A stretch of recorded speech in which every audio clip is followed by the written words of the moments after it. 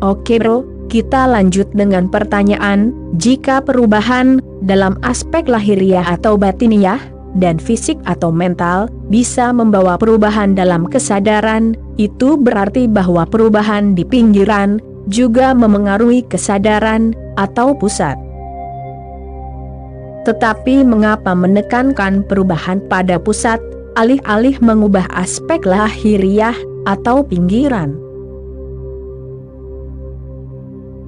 Inilah masalahnya, dirimu terus menangkap kata-katanya, namun kehilangan maknanya. Pinggiran itu juga milikmu. IU adalah bagian dari pusat. Pinggiran adalah bagian dari pusat, itu adalah bagian luar dari pusat, tetapi tidak berbeda dari pusat. Bisakah dirimu membuat pinggiran tanpa pusat? Atau, bisakah dirimu membuat pusat tanpa pinggiran? Keduanya tidak terpisah, mereka adalah satu. Pinggiran adalah pusat yang dilihat dari luar. Jika dirimu mengubah pinggiranmu, pusat juga akan terpengaruh, karena dua alasan. Pertama, pinggiran adalah bagian dari pusat. Dan yang kedua, apa yang akan mengubah pinggiran selain pusat? Apa yang akan mengubah pinggiran? Pusat akan mengubah pinggiran. Namun, penekanannya untuk memulai pekerjaan dari pusat masih ada, karena jika dirimu mulai mengubah pinggiran, akan butuh waktu lebih lama untuk mencapai pusat. Apa yang bisa dilakukan dalam satu momen, mungkin akan memakan banyak nyawa, karena dirimu harus melakukan perjalanan dari pinggiran ke pusat, mundur dari yang dangkal ke yang dalam. Jika dirimu mulai bekerja dari pusat, pinggiran secara otomatis berubah. Ketika pusatnya berubah, pinggiran akan mengikutinya, karena pinggiran tidak bisa meninggalkanmu. Misalnya, aku tidak akan menyuruhmu untuk mencoba bersikap tanpa kekerasan di pinggiran. Itu adalah pemborosan waktu dan usaha yang tidak perlu. Jadilah tanpa kekerasan di hati, berbelas kasih, penuh kasih di hati, maka pinggiran akan mengikuti. Dirimu bisa melupakannya sepenuhnya, karena apapun yang terjadi di pinggiran berasal dari pusat. Jadi jika di pusatmu berbelas kasih, pinggiran akan mengikuti. Dan belas kasih ini akan sama sekali berbeda, karena pinggiran tidak akan tahu bahwa ini adalah belas kasih. Pinggiran tidak akan merasa gembira bahwa ini adalah belas kasih. Pinggiran akan tidak menyadarinya, rasa iba akan mengikutimu seperti bayangan. Ini adalah cara termudah. Maksudnya begini, jika dirimu ingin mengubah pohon, ubahlah akarnya. Tentu saja, daun pohon juga merupakan pohon, dan dirimu juga bisa mencoba mengubah daunnya. Jika dirimu mengubah daun, akarnya akan terpengaruh, tetapi prosesnya akan sangat panjang, karena alirannya dari akar ke daun, bukan dari daun ke akar. Dirimu mengikuti arah yang berlawanan dari alam. Jika dirimu terus mengubah daun, setelah banyak kehidupan, dirimu mungkin akan memengaruhi pola akar, tetapi ini akan memakan waktu yang sangat lama. Dirimu bisa melakukannya segera, jika dirimu mengubah pola pada akar. Daun akan berubah, dan akan menjadi berbeda. Jadi, ketika aku menekankan bagian tengah, aku tidak bermaksud bahwa pinggiran terpisah dari pusat. Dan ketika aku menekankan pusat, aku tidak bermaksud bahwa dirimu tidak bisa memengaruhi pusat dari pinggiran. Dirimu bisa melakukannya, tetapi ini adalah rute terpanjang yang memungkinkan. Jika dirimu memilih untuk menempuh rute yang panjang, itu terserah dirimu. Tidak ada yang salah di dalamnya. Jika dirimu menikmati perjalanannya, maka rute yang panjang itu bagus. Jika dirimu hanya ingin melihat pemandangan luar, maka rute yang panjang itu bagus. Jika tidak, maka mulailah dari bagian tengah.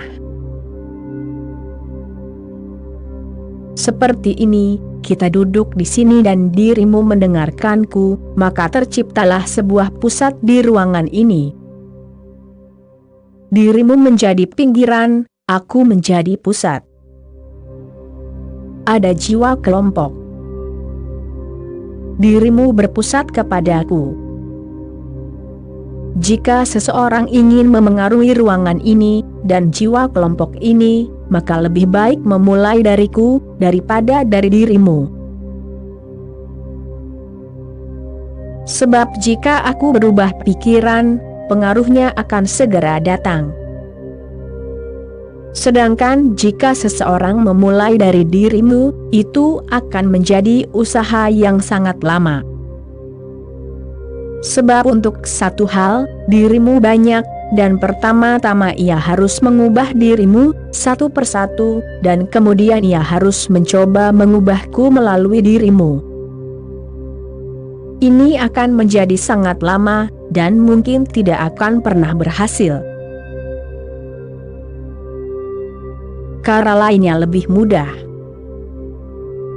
Jika ia mengubahku, dan jika dirimu melekat kepadaku sebagai pusat, segera akan ada pengaruhnya. Di dalam tubuhmu, di dalam dirimu, fenomena yang sama sedang terjadi. Ada pusat dan ada pinggiran dari kehidupanmu. Dengan pukulan langsung di pusat, pinggiran akan mengikuti. Pinggiran harus mengikuti, tidak ada jalan lain. Mengubah pinggiran adalah urusan sepotong-sepotong, dirimu mengubah satu fragmen, dan 99 fragmen lainnya tetap seperti yang lama. Kemudian ketika dirimu pindah ke fragmen lain, 99 lainnya akan mengubah yang dirimu coba ubah. Mereka akan membuatnya kembali menjadi yang lama. Seluruh pola akan menentangnya. Aku bisa mengubah satu kebiasaan, banyak usaha akan dibutuhkan, tetapi tidak seluruh polamu, karena pusatmu terus memberi dirimu semua kebiasaan lama. Aku hanya mengubah satu kebiasaan, dan ada ribuan kebiasaan. Kebiasaan yang berubah ini hanya dari permukaan, dipaksakan. Saat dirimu menjadi tidak menyadarinya, semua kebiasaan dan pola lainnya akan mengubahnya lagi, menjadi yang lama. Begitu banyak usaha yang terbuang untuk bekerja di pinggiran. Aku pernah melihat orang yang telah bekerja keras sepanjang hidupnya untuk hal-hal yang biasa. Misalnya, seseorang telah berusaha sepanjang hidupnya untuk berhenti merokok.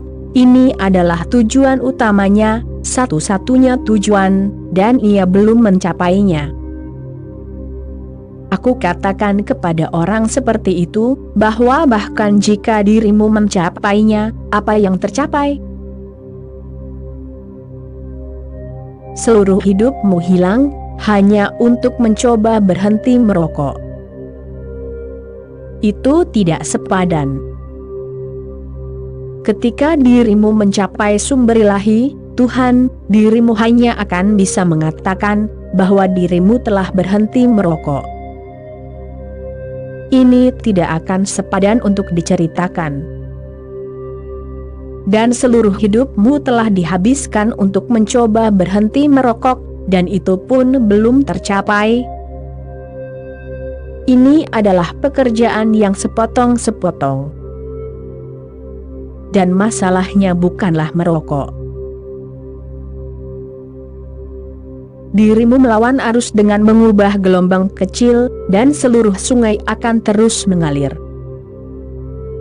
Jika dirimu mengubah gelombang, seluruh sungai akan mengubah gelombang itu kembali menjadi dirinya sendiri, karena polanya, pola bawaan, terus-menerus dipantulkan dari pusat ke pinggiran. Itu adalah program bawaan, apapun yang terjadi di pinggiran, telah terjadi di pusat. Itulah sebabnya itu terjadi di sana. Bagian pinggiran mengetahui hal-hal yang telah terjadi secara mendalam. Bergeraklah ke penyebabnya, dan jangan terlalu peduli dengan akibatnya. Ini ilmiah. Ubah pusatnya.